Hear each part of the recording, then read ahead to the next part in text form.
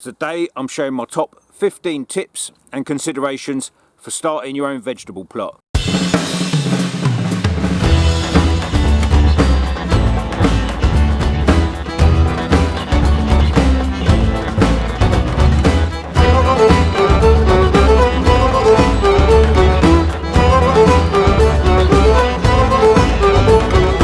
Essential tip number 1, sunshine.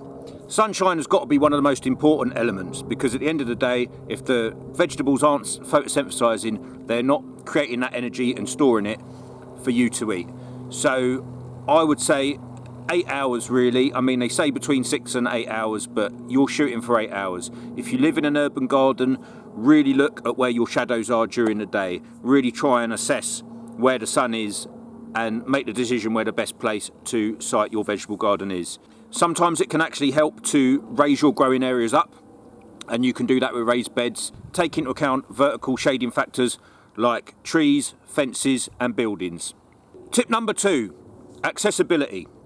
Accessibility is really important for a vegetable plot. You know, you're probably going to be moving amounts of soil and harvesting and moving things to and from your plot, especially when you get it established. So what you don't want to do is not have a decent water source as well, access to water, and also to actually visually monitor your vegetable plot, because, you know, in terms of pest control and harvesting and watering, you're going to have to keep an eye on this all the time. So really within view of your own home is perfect. That's not always possible. Some people do have allotments. If you do have an allotment, what you're going to have to do is have a regular schedule where you access your plot regularly, and you're going to have to try and make your plot as livable as possible. And what I mean by that is try and spend time there, maybe have a little shed or a covered area when it rains where you can maybe read, or perhaps even have barbecues with your friends. You know, you've got to make your plot somewhere that you want to go all the time. Otherwise you're not going to have access to it easily, and you're not going to be able to keep tabs on what's going on or move materials to and from the plot. Tip number 3, soil.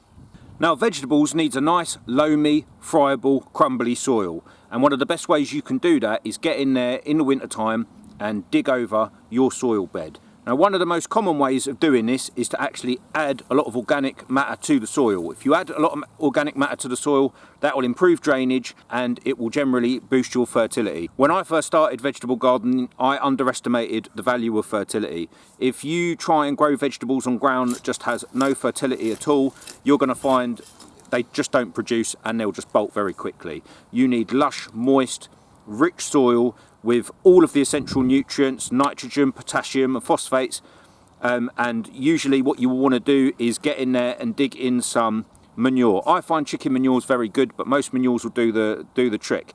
You want to dig that stuff in a good few months before you plant your vegetable plot, because too much high nitrogen can burn them. What you can do is create raised beds and just add more soil to them and not actually continuously dig the soil. There is such a concept as no dig gardening, which I do actually practice here.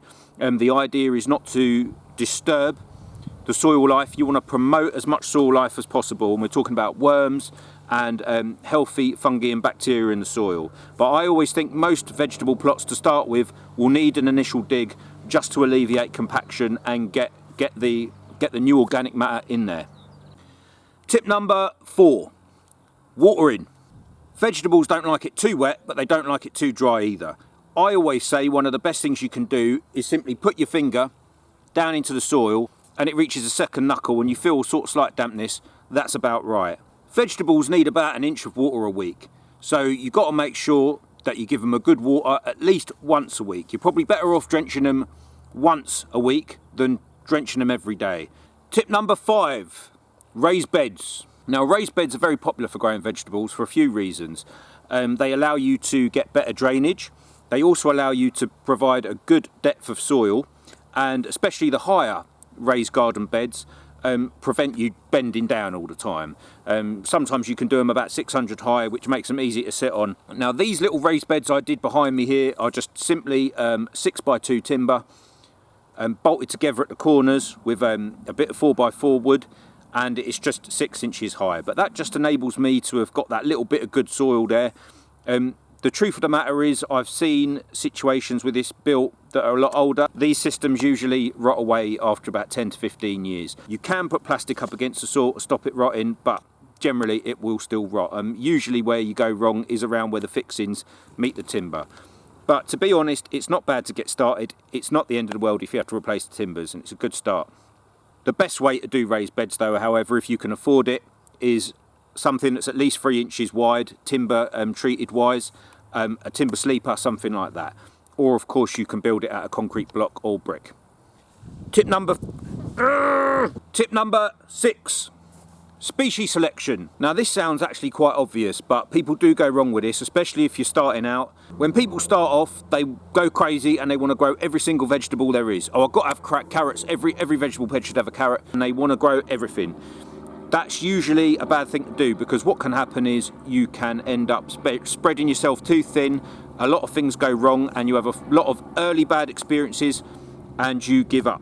The best thing to do is to start with 6 vegetables that you preferably like to eat. That's another thing where people go wrong. They grow things that they don't want to eat.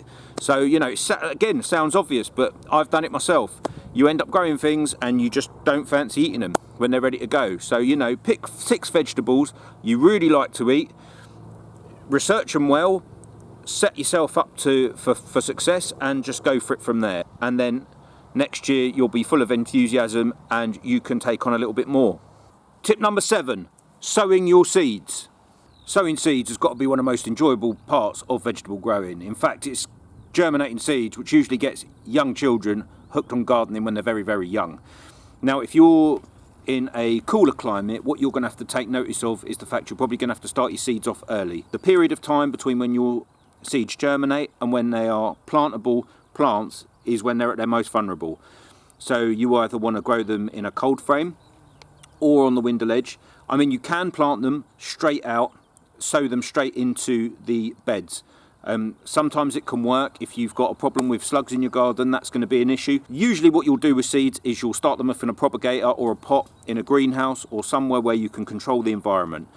Then what you can do is thin your seeds out and then pot them into smaller plants or put them straight into the beds when they get stronger. Mastering this process of germinating seeds, and some are easier, some are harder, and getting them young plants strong is one of the greatest techniques and skills you're going to have to learn if you're going to start vegetable growing. Number 8, planting. Now, planting is a bit of a skill within its own right. When you plant young vegetables, you want to have as much root mass and less root disturbance as possible. This usually involves growing them in singular pots, but sometimes what people do, and I do it myself, is I'll grow a number of seedlings in a big pot because I like to get the depth.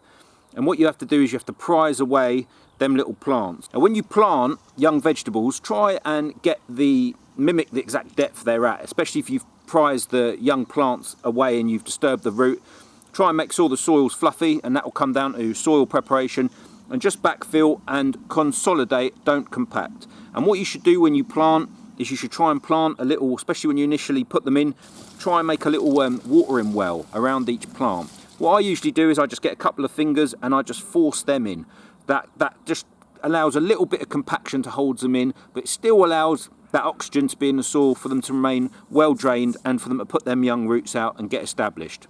Planting out in a cold climate is essential because you can't sow direct. So usually what you're doing as well is in between, if you've left them inside, you can harden them off. You can put them in the greenhouse where the nights will get a bit colder, and you've gradually got to, I mean, these are your babies. You've got to make sure that they gradually accustom to outside conditions. Tip number 9. Tip number 9. Growing under cover. Now, most of the time, your young vegetables are going to need a safe, warm, moist environment to get started or younger on in life. And one of the best ways you can do that is by growing under cover. But also the good thing about growing under cover is you can grow more exotic plants for your area. If you're somewhere like the UK, like me, you can grow chilies and peppers, which are really difficult to grow outside, especially in a rural exposed location like I've got here. Not only can you grow more exotic things, you can also extend your season. So if you're growing tomatoes, you spend that early part of the year getting them going, and you can harvest tomatoes all the way up to October, November time. Tip number 10. Frost dates. Now frost dates are basically the dates in the year where particularly in spring, when your last frosts will happen. And that's basically going to dictate how soon you can get your vegetables in the ground. Now your frost dates will vary depending on where you live. Now there is software available and maps that will tell you what area you're living on the map and what your frost date is, but I would urge caution, because at the end of the day, even within the same region, elevation and microclimate can have a massive role. I think you're better off studying your garden and its conditions throughout the year, and keep an eye on the weather. This is all a part of learning gardening and getting an idea of what's going to happen at what time of the year in your specific situation. Tip number 11, weeding. We all love weeding, don't we? Hey? Weeding is one of them unnecessary evils of especially vegetable gardening. But what you've got to remember is a lot of it comes down to soil preparation. If you've got a light fluffy soil and you did it properly in the beginning, they're going to be a lot easier to pull out, especially them long rooted ones like dandelions. To be honest, the best thing to do is not let them get as big to the stage where you have to hand weed them. The best thing to do is hoeing them, using a good hoe and just hoeing them off an inch below the ground. Best done in the morning of a warm sunny day so that the plants just dry out and die and don't get re-established. But at the end of the day, you know, weeds do make good compost, and even if you've got chickens, chickens will happily eat your weeds for you. Tip number 12, pests and diseases. One of the typical pests that you get when you're a vegetable gardener is slugs and snails. The thing about slugs and snails is they like nooks and crannies and damp places to hide. So try and make your plots clean and try and just give them no little places where they can hide during the day. What you can do is you can go out and pick them off during the night, but what I've found is I get a lot of birds in the garden. I've got a lot of trees, so if you can encourage as much ecological pest control as possible, you know, if you can encourage things like small mammals, reptiles, amphibians, beetles, spiders, all the things that humans usually persecute into your garden, then they will eat your pests for you. And I can tell you now that it is a successful way to go forward. You know, the more ecology I see in vegetable growing situations, the less pests these people have. If you've got larger pests like deer and rabbits, you can put fencing up. I've heard that rabbit stew is very, very good, if you're a good shot, of course. Disease does happen on specific vegetables. What I would say is try not to grow the same vegetable in the same spot every year. If you do get a specific vegetable that's dying back or has got a specific rust on the leaf, then usually it's quite easy to find out what it is. You might just not be able to grow that vegetable for a little while, or you might have to grow it in a different area or leave it for a couple of years. Another good one to prevent diseases is find out if there are any good companion planting systems for the crops you want to grow. Sometimes growing things like garlic and certain alliums around certain other crops stop, like I've heard that the carrot root fly doesn't like alliums, so you can grow in rows or surround that crop with a specific smelling plant that will put them off. Point number 13, pollination. Now this won't be relevant to all vegetables, but some vegetables, especially things like squash, will need pollinating. Now usually this isn't a problem because you've got bees and insects in the environment that will do it for you, but there are less and less bees as the years have gone by, and I've noticed this. If you're growing specific vegetables that may have a problem with pollination, you may need to hand pollinate, and that's really, really easy actually. All you've got to do is get the male flower, take away the petal, put it onto the female part of the flower, and you can look up that for your specific vegetables. Most vegetables it's not a problem, it's more a problem with fruit. If you're going to grow fruit trees or small fruit bushes, try and get self-pollinated ones. But you know, if you grow, say, plums, for instance, it's always good to grow one type and then another type, just because that will aid pollination where you can. Tip number 14, storing. One thing you'll notice as you start your vegetable plot is you will end up with a glut all at once. It's quite difficult to avoid, to be honest, the way the season works and how you start a lot of crops off in the spring. Towards the autumn, you can end up with a whole glut of things to eat. And one of the ways you can try and avoid this is to sow in succession, especially with things like pak choy and lettuce. Try and not have all your sowing going on in the spring. It's easy to do, and I still fall into this trap. Try and sow things throughout the season.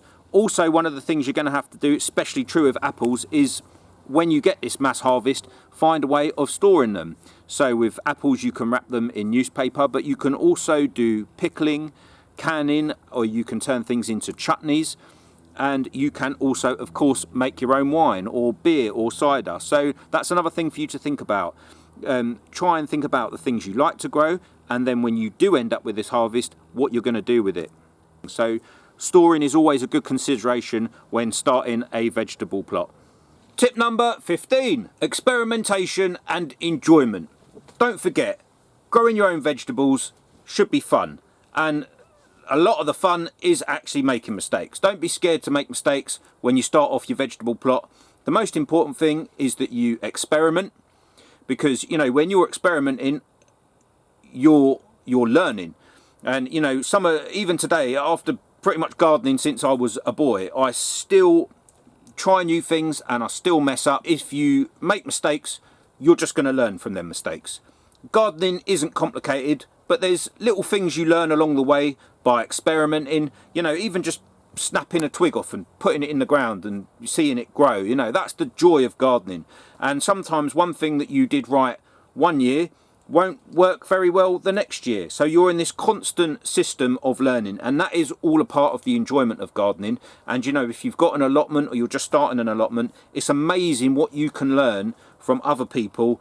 I met a guy, he just loved growing cabbages, and you know, I don't even think when I had that allotment in London that he ate all the cabbages, because he used to grow these massive cabbages. And that's what's so lovely about gardening. You know, you find something you love and you just want to do it all the time and you want to perfect it. So if you're just starting off growing a vegetable plot, remember, you're doing it for fun. Don't get too hung up if stuff dies. It's all a part of the process. As long as you're prepared to experiment and enjoy yourself, you'll be growing your own fresh food all throughout the summer, and you'll be telling all your friends, and everyone will be mighty jealous of you. So there you have it. There's my top 15 considerations you simply must know to start your own vegetable plot. If you enjoyed the video and you found it useful, it'd really help me out if you push that like button and you subscribe to the channel. So until next time, make sure you get out there and you give it a go. And let me know how you get on. Alright?